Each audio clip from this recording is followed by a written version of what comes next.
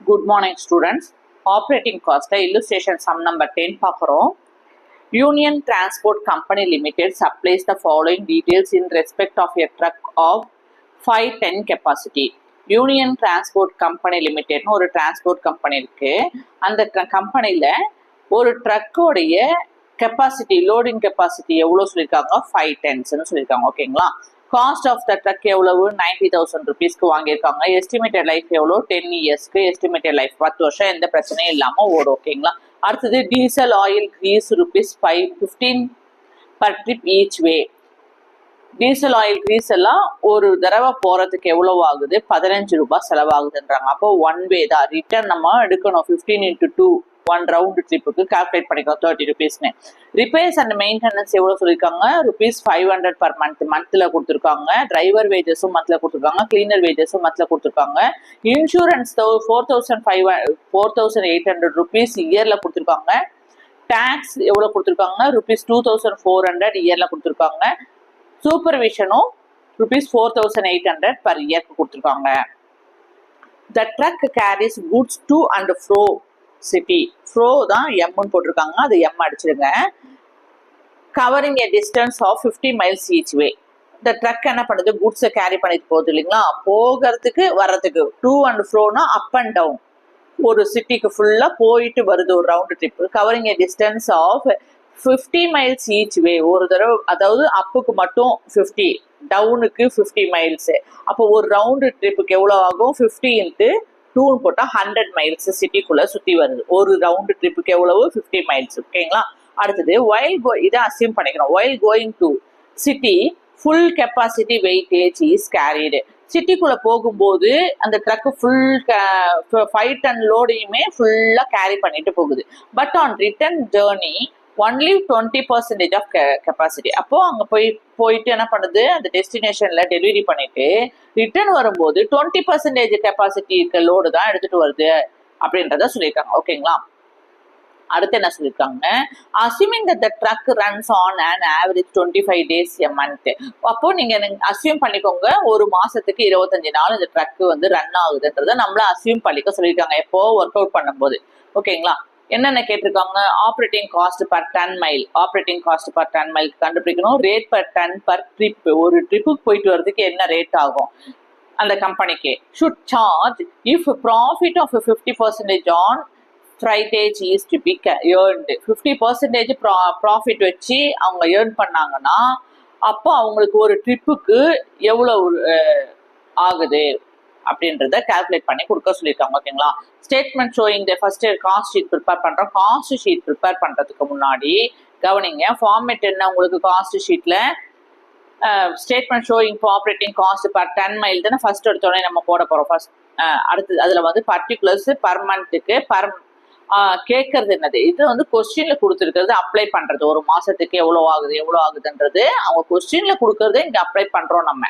ஆனா இங்க வந்து என்ன செய்வோம், பர் டன் மைல் தானே அவங்க கேட்டிருக்காங்க, இது கொடுக்கறது அவங்க கேட்கறது. ஓகேங்களா? பர் டன் மைல்ன்றது நம்ம கால்குலேட் பண்ணி கொடுக்கறது. ஓகேங்களா? அப்போ இப்போ பர் மந்த்துக்கு எவ்வளவு 7,500 tons மைல்ஸ்ன்றது கொடுத்துருக்காங்க இல்லையா, இது கொஸ்டின்ல கொடுக்கல. நம்ம கண்டுபிடிக்கிறோம் 7,500 டன் மைல்ஸை நம்ம இப்போ கால்குலேட் பண்ணிட்டு தான் நம்ம இங்க ஷீட்டுக்குள்ளேயே காஸ்ட் ஷீட்டுக்குள்ளேயே வர முடியும். அதுக்கு ஃபர்ஸ்ட் என்ன செய்யணும், நீங்க ஒர்க்கிங் நோட் போட்டுக்கணும். ஓகேங்களா? Computation of ton miles per month. ஓகேங்களா? இங்க நம்ம என்ன எழுதணும், 2 காலம் கிரியேட் பண்ணிக்கணும் கண்ணு. பர்டிகுலர்ஸ் ஆஸ் யூஷுவல் உங்களுக்கு தெரியும். பர் மந்த் டன் மைல்ஸ் எவ்வளவு, இது நம்ம இதை வந்து டிவைட் பண்றது. இந்த டோட்டல்ல நம்ம டிவைட் பண்ற வேல்யூ நமக்கு பர் மந்த்துக்கு எவ்வளவு ஆகுது அப்படின்றத டிவைட் பண்றதும். அடுத்தது பர் டன் மைல். இப்போ நமக்கு இந்த 7,500 நம்ம கால்குலேட் பண்ண போறோம். ஓகேங்களா? எதுக்கு, டன் பர் மந்த்துக்கு. ஓகேங்களா? அப்போ ஹெட்டிங் எழுதிக்கணும், computation of ton miles per மந்த்துக்கு கால்குலேட் பண்ண போறோம். ஓகேங்களா? என்ன ஃபார்மேட் உங்களுக்கு, டன் மைலுக்கு என்ன வேணும், operating days in a month. எத்தனை டேஸ் வந்து மந்த்துக்கு ரன் ஆகுதுன்னு சொல்லியிருக்காங்க, அசியூம் பண்ண சொல்லியிருக்காங்க 25 daysன்னு வச்சு சொல்றாங்க. Trip per days, distance per trip, capacity into weightage carried. ஓகேங்களா?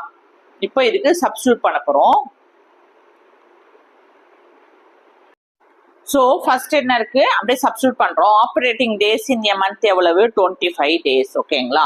அடுத்தது ட்ரிப்ஸ் பர் டே என்னது, ஒரு நாளைக்கு ஒரு ட்ரிப் போகுது, அப்போ 1 போட்டுக்கிறோம். அடுத்தது டிஸ்டன்ஸ் பர் ட்ரிப் ஃபார்மேட்ல இருக்கிறது, டிஸ்டன்ஸ் எவ்வளவு, ஒரு ட்ரிப்புக்கு போறதுக்கு 50 மைல்ஸ் டிஸ்டன்ஸ். அடுத்தது கெப்பாசிட்டி என்ன, 5 டன் கெப்பாசிட்டி இருக்கு. Weightage carried 100%. கவனிங்க, ஆன்வர்ட்ஸ்னா போகும்போது சிட்டிக்குள்ள போகும்போது ஃபுல் லோடும் எடுத்துட்டு போகுது இல்லையா, 5 டன் கெப்பாசிட்டி, அப்போ 100% எடுத்துட்டு போகுது. இது எல்லாத்தையுமே நம்ம கால்குலேட் பண்ணோம்னா நமக்கு ஆன்சர் எவ்வளவு வருது, 6250 டன் மைல்ஸ் வருது. எதுக்கு, ஆன் வே போகும்போது. ஓகேங்களா. ரிட்டர்ன் வரும்போது பாருங்க, இப்போ பேக்வர்ட் ரிட்டர்ன் வருது, சிட்டில போயிட்டு அவங்க என்ன பண்ணிடுறாங்க, சப்ளை பண்ணிடுறாங்க, டெலிவரி பண்ணிட்டு ரிட்டர்ன் வரும்போது உங்களுக்கு சேம் தான் வரும். பேக்வர்ட் ஜேர்னில என்னதான் வரும் உங்களுக்கு, அதே ஃபார்மேட் அப்ளை பண்றோம். ஆப்ரேட்டிங் டேஸ் 25 டேஸ், எத்தனை ட்ரிப் போகுது, ஒரு நாளைக்கு ஒரு ட்ரிப்பு தான் போகுது, 2 and 4 ஒரு ட்ரிப் போகுது, ஒரு ரவுண்டு ட்ரிப்பு. அடுத்தது டிஸ்டன்ஸ் எவ்வளவு பர் ட்ரிப்புக்கு, அதே 50 மைல்ஸ் தான். கெப்பாசிட்டி எவ்வளவு, 5 டன் கெப்பாசிட்டி. வெயிட்டேஜ் கேரிடு இங்கதான் உங்களுக்கு சேஞ்ச் ஆகும். வெயிட்டேஜ் கேரிடு என்னது, ரிட்டர்ன் வரும்போது 20% கொஸ்டின்ல கொடுத்துருக்காங்க. ஓகேங்களா, 20%. இப்போ இதெல்லாம் கால்குலேட் பண்ணும்போது உங்களுக்கு எவ்வளவு வருது, 1250 டன்ஸ் மைல் வருது. ஓகேங்களா. ஸோ இப்போ டோட்டல் டன் மைல் நமக்கு பர் மந்த்துக்கு வேணும். அப்போ ரெண்டுத்தையும் ஆட் பண்ணோம்னா உங்களுக்கு எவ்வளவு கிடைக்குது, 7500 டன் மைல்ஸ் பர் மந்த்துக்கு நம்ம கால்குலேட் பண்ணியாச்சுங்களா. இதை தான் இங்க கொண்டு வந்து எழுதணும் கண்ணு. ஓகேங்களா. ஸோ நமக்கு என்ன தேவை, ஃபார்மேட்ல as per the format particular போட்டுரும். அடுத்து ரெண்டாவது காலத்துல என்ன செய்யறோம், பர் மந்த் டன் மைல்ஸ் எவ்வளவு வரும், 7500 டன் மைல்ஸ் இருக்கு ஒரு மாசத்துக்கு. இங்க நமக்கு இது வந்து நம்ம அவங்க ரிக்வயர் பண்றது, நம்மள இதுதான் கேட்டிருக்காங்க. அப்போ ஒரு டன்னுக்கு எவ்வளவு காஸ்ட், ஒரு டன் மைலுக்குன்றதை கேட்டிருக்காங்க. ஓகேங்களா, இது வரைக்கும் ஓகேவா. இப்போ வாங்க ஃபர்ஸ்ட் எடுத்த உடனே காஸ்ட் ஷீட், ஆப்ரேட்டிங் காஸ்ட் ஷீட்ல ஃபார்மேட் என்னது, ஸ்டாண்டிங் சார்ஜஸ், அதாவது ஃபிக்ஸ்டு சார்ஜஸ். ஃபிக்ஸ்டு சார்ஜஸ்ல என்னென்னலாம் வரும் உங்களுக்கு, இன்சூரன்ஸ், டாக்ஸ், சேலரிஸ், ஓகேங்களா, டிப்ரிசியேஷன், இது எல்லாமே வரும். ஓகே, டிப்ரிசியேஷன் இங்க ஏன் வருதுன்றதை உங்களுக்கு சொல்றோம். டிப்ரிசியேஷன் இதுக்கு முன்னாடி எங்க போடுவோம், நம்ம ரன்னிங் காஸ்ட்ல போடுவோம், ரன்னிங் சார்ஜஸ்ல, வேரியபிள் காஸ்ட்ல போடுவோம். ஆனா இங்க ஏன் கொண்டு வந்திருக்காங்கன்றத இங்க நோட்ல கொடுத்துருக்காங்க, உங்களுக்கு அதை எக்ஸ்பிளைன் பண்றேன். ஃபர்ஸ்ட் இன்சூரன்ஸ் வாங்க. ஸ்டாண்டிங் சார்ஜஸ் ஃபிக்ஸ்டு காஸ்ட்ல என்னென்னலாம் வரும், இன்சூரன்ஸ் எவ்வளவு இயர்ல கொடுத்துருக்காங்க, 4800 rupees இயர் கொடுத்துருக்காங்க. நமக்கு என்ன வேணும், இங்க மந்த்துக்கு தான் கேட்டிருக்காங்க. கொஸ்டின் இங்க கேட்டிருக்கிறதே மந்த்துக்கு தான். ஓகேங்களா. அப்போ பர் மந்த் தான் நமக்கு தேவை. இப்போ 4800 டிவைட் பை 12 மந்த்ஸை டிவைட் பண்ணோம்னா 400 ரூபாய். அதே போல டாக்ஸ் 2400 rupees பர் இயர் கொடுத்துருக்காங்க. டிவைடட் பை 12 போட்டிங்கன்னா உங்களுக்கு எவ்வளவு வருது, 200 ரூபாய். ஒரு மாசத்துக்கு 200 ரூபாய் டாக்ஸ் கொடுக்குறாங்க. ஓகேங்களா. அடுத்தது சூப்பர்விஷன் 4800 இயர்ல கொடுத்துருக்காங்க. டிவைடட் பை 12 போட்டிங்கன்னா உங்களுக்கு எவ்வளவு வருது, ஒரு மாசத்துக்கு சூப்பர்விஷன் சார்ஜஸ் 400 ரூபாய். ஓகே. நெக்ஸ்ட் டிப்ரிசியேஷனை ஏன் இங்க கொண்டு வந்தாங்கன்றத கொடுத்துருக்காங்க, வித் இந்த பிராக்கெட்ல கொடுத்துருக்காங்க. கவனிங்க, இது கண்டிப்பா உங்களுக்கு 10 மார்க் கொஸ்டின்ல கேட்பாங்க, அதனால உங்களுக்கு எக்ஸ்பிளைன் பண்றேன். Depreciation drivers and cleaners wages, drivers salary தான் உங்களுக்கு ஃபிக்ஸ்டு கண்ணு. அதனால நம்ம என்ன செய்வோம், சேலரியை நீங்க எதுல கொண்டு வந்துருங்க, ஸ்டாண்டிங் சார்ஜஸ்ல கொண்டு வந்துருங்க, ஃபிக்ஸ்டு காஸ்ட்ல. ஆனா வேஜஸ் இதெல்லாம் வந்து நம்ம ரன்னிங் சார்ஜஸ்ல வரும் இல்லையா, எனக்கு அது வந்து வேரி ஆகும் உங்களுக்கு. அந்த டிஸ்டன்ஸ்க்கு ஏற்ற மாதிரி எத்தனை கிலோமீட்டர் யூஸ் பண்றாங்க அதெல்லாம் கால்குலேட் பண்ணி உங்களுக்கு பெட்ரோலோட எல்லாம் கால்குலேட் பண்ணி டிரைவரோட வேஜஸ், கிளீனரோட வேஜஸ் எல்லாம் போடுவாங்க. ஆனா எங்க கொடுப்பாங்க, நம்ம ரன்னிங் காஸ்ட்ல தான், ரன்னிங் சார்ஜஸ்ல தான் கால்குலேட் பண்ணியிருக்கோம். ஆனா இங்க என்ன பண்றோம், depreciation, driver wages and cleaner wages எல்லாம் are treated as the standing charges. ஏன், because they are related to time and not the actual running of the vehicle. அவங்க என்ன எது ரிலேட் பண்ணியிருக்காங்கனாக்க, டைமையும் not running actual running vehicles. அந்த vehicles எவ்வளோ kilometre போகுது அந்த டீட்டெயில் கொடுக்கல. அதனால அவங்க என்ன பண்ணிட்டாங்கன்னா மந்த்லி சேலரியில கொண்டு வந்துட்டாங்க, ஃபிக்ஸடா கொண்டு வந்துட்டாங்க. புரியுதுங்களா. இந்த பண்ணி 50 மைல் தான் போயிருக்கிறேன், இந்த உனக்கு 25 ரூபா அந்த கனெக்ட் பண்ணா அப்படி கொடுக்கல. உனக்கு 250 ரூபா, உனக்கு 300 ரூபான்னு அந்த மாதிரி டே கணக்குல கொடுக்கல. மந்த்லி வேஜஸா அவங்கள ஃபிக்ஸ் பண்ணதுனால டிப்ரிசியேஷனும் உங்களுக்கு டிரைவர் வேஜஸும் கிளீனர் வேஜஸ் இதுல வருது, உங்களுக்கு ஸ்டாண்டிங் சார்ஜஸ்ல தான் வரும்ன்றத சொல்லிட்டாங்க. இப்போ டிப்ரிசியேஷன் கால்குலேட் பண்ணுவோம். டிப்ரிசியேஷன் கால்குலேட் பண்ணும்போது உங்களுக்கு என்ன வரும், cost of the vehicle divided by estimated life. ஓகேங்களா. ஸோ இங்கே காஸ்ட் ஆஃப் த வெஹிக்கல் எவ்வளவு கொஸ்டினில் கொடுத்துருக்காங்க, cost of the vehicle truck வந்து 90,000 rupees, எஸ்டிமேட்டட் லைஃப் எவ்வளவு 10 years. ஸோ இதை டிவைட் பண்ணுறோம் நம்ம, ஓகேங்களா, இன்ட்டு 12 months, ஓகேங்களா. அந்த 12ங்கிறது என்னது, மந்த்ஸ், நமக்கு மாசத்துக்கு தான் வேணும், இயருக்கு கேட்கல, ஓகேங்களா. அப்போ cost of the vehicle divided by estimated life into எத்தனை மந்த்ஸ் இருக்கு, ஒரு வருஷத்துல 12 மாசம் இருக்கு, அப்போ இன்ட்டு மந்த்ஸ் 12 months, ஓகேங்களா. எஸ்டிமேட்டட் லைஃப் எவ்வளவு கொடுத்துருக்காங்க, 10 years கொடுத்ததுனால இந்த 10, ஓகே. இது மந்த்ஸுக்கு ஒரு மாசத்துக்கு வேணும்ன்றதுனால 12. இது cost of the vehicle divide பண்ணி கால்குலேட் பண்ணீங்கன்னா 750, ஒரு மாசத்துக்கு 750 ரூபாய் டிப்ரிசியேஷன் சார்ஜஸ் ஆயிடுச்சு. டிரைவர் வேஜஸ்லாம் அவங்க மந்த்ல தான் கொடுத்துருக்காங்க டைரக்டா, ஓகேங்களா. கிளீனர் வேஜஸும் மந்த்ல தான் கொடுத்துருக்கிறதுனால அந்த வேல்யூவை அப்படியே போட்டுக்கிறோம் நம்ம. இப்போ என்ன செய்யறோம், டோட்டல் ஸ்டாண்டிங் சார்ஜஸ் எல்லாத்தையுமே ஆட் பண்றோம்.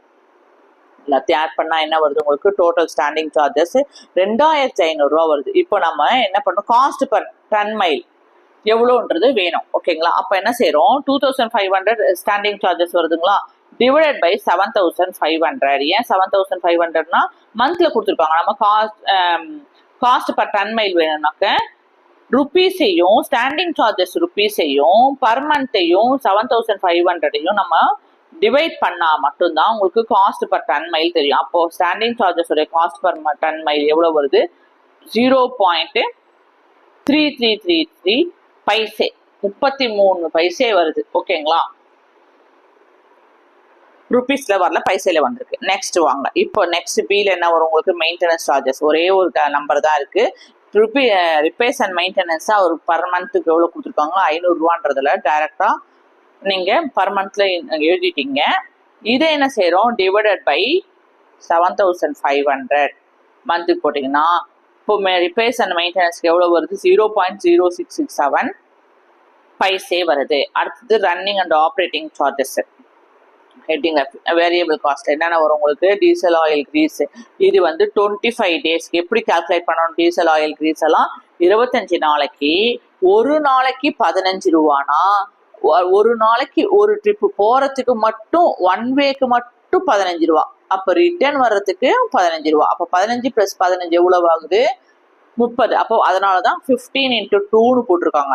அப்போ ஒரு நாளைக்கு 30 ரூபானாக்க போயிட்டு வர்றதுக்கு 25 நாளைக்கு எவ்வளவு, மந்த் கால்குலேஷன் தானே இங்க போடுறோம் இல்லையா. அப்போ ஒரு மாசத்துக்கு 25 நாள் ஓடுதுன்னு அசியூம் பண்ணிக்கோங்கன்னு சொல்றாங்க. அப்போ ஒரு மாசத்துக்கு 750 ரூபா உங்களுக்கு டீசல் ஆயில் கிரீஸ் செலவு ஆகுது, ஓகேங்களா.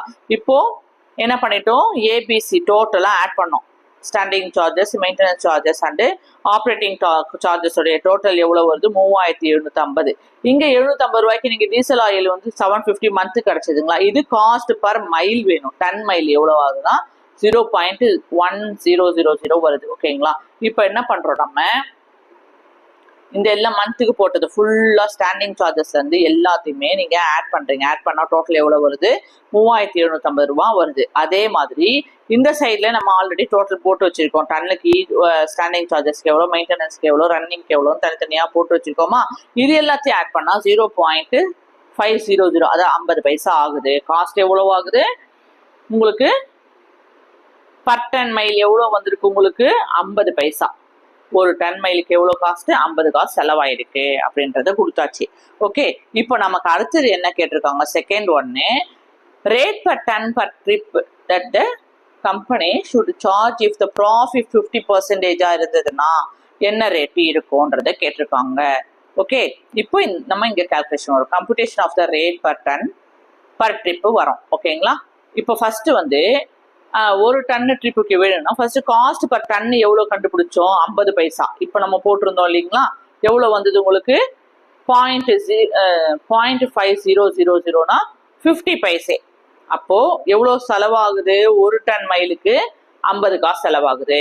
அவங்க என்ன கேட்டிருக்காங்க, ப்ராஃபிட் 50% இருந்ததுன்னா அதை சேர்த்து ஆட் பண்ணி எனக்கு டோட்டல் சார்ஜ் எவ்வளவு கொடுங்கன்னு சொல்லியிருக்காங்க. அப்போ 50%னா கவனிங்க, இப்போ டோட்டல் சார்ஜ் வந்து 100% நம்ம அசியூம் பண்ணிக்கணும், ஓகேங்களா. அதுல காஸ்ட் எவ்வளவு, காஸ்ட் வந்து 50%, ஓகேங்களா. 50% போயிடுச்சுன்னா மிச்சம் 50% தான் என்னது, ப்ராஃபிட்டு, ஓகேங்களா. ஸோ உங்களுக்கு சேல்ஸ் இப்போ 100 ரூபாய்க்கு 100% சேல்ஸ் நம்ம அசியூம் பண்ணிக்கிறோம், சார்ஜ் பண்ணிக்கிறோம்னா 50%, 50 காசு உங்களுக்கு ரூபால கொடுத்துருக்காங்க. 50 காசு காஸ்ட்டுக்கு போயிடுச்சுன்னா, காஸ்ட் 50 காசுன்னா 50% ப்ராஃபிட். அவன் 25% ப்ராஃபிட்னு கொடுத்தனாக்க நீங்க வந்து 25 பைசான்னு கொடுக்கலாம். 100ல 50 பைசா உங்களுக்கு வந்து டோட்டல் காஸ்ட் ஆச்சு, 25 பைசா உங்களுக்கு ப்ராஃபிட் கொடுக்கலாம். அவங்க என்ன கொடுத்துருக்காங்க, 50% ப்ராஃபிட் ஆன் காஸ்ட். இங்க நல்லா கவனிங்க, 100% காஸ்ட் அது 50% எவ்வளோ, 100% காஸ்ட்ல வந்து உங்களுக்கு 50 பைசானா 50% ப்ராஃபிட் 50 பைசா. லாஜிக்கலா இதை கால்குலேட் பண்ணிக்கலாம். ஓகேங்களா? ஸோ டோட்டல் ஃப்ரைட்டேஜ் பர் டன் மைலுக்கு எவ்வளவு ஆகுது, 1 ரூபாய் ஆகுது. 50% ப்ராஃபிட்டை சேர்த்தா எவ்வளவு வருது, உங்களுக்கு 1 ரூபி கிடைச்சிடுச்சு. ஓகேங்களா? ஏதாவது டவுட் இருந்தா கமெண்ட் பண்ணுங்க, மறக்காம சப்ஸ்கிரைப் பண்ணுங்க. Thank you, take care. இங்க கவனிங்க, 10 மைல் பர் ட்ரிப், ஒரு ட்ரிப்புக்கு எவ்வளோ டன் போகுதுன்றது நமக்கு தெரியணும். ஓகேங்களா? ஆன்கோயிங் லோட்ல என்னது, இங்கேருந்து டவுன்ல இருந்து எடுத்துட்டு போகும்போது 5 டன்ஸ் எடுத்துட்டு போறாங்க. எத்தனை மைல்ஸ், 50 மைல்ஸ். அப்போ 5 டன்ஸ் இன்ட்டு 50 மைல்ஸ் எவ்வளோ ஆகுது, எவ்வளோ 10 மைல்ஸ் ஆகுது, 250 10 மைல்ஸ் ஆகுது. ரிட்டர்ன் வரும்போது 20% ஆஃப் த லோடு தான் கொண்டு வராங்க. ஓகேங்களா? 5 டன்ல எவ்வளோல, 5 டன்னுல 20%னா அப்போ எத்தனை டன்ல கால்குலேட் பண்ணோம்னா 1 டன் தான். 5 டன் போகும்போது எடுத்துட்டு போனாங்களா, ரிட்டர்ன் வரும்போது 20%னா 5 டன்னுல உங்களுக்கு 1 டன் கணக்காகும். ஓகேங்களா? அப்போ 1 டன் எத்தனை மைல்ஸ் வருது, 50 மைல்ஸ்னா 50 டோட்டலா எவ்வளவு, 50 மைல் டன்ஸ். அப்போ டோட்டலா பாத்தீங்கன்னாக்க போயிட்டு வர்றதுக்கு ஒரு ரவுண்ட் ட்ரிப்புக்கு எத்தனை டன்ஸ் ஆகுது, 300 டன் மைல்ஸ் ஆகுது. ஓகேங்களா? தேங்க்யூ.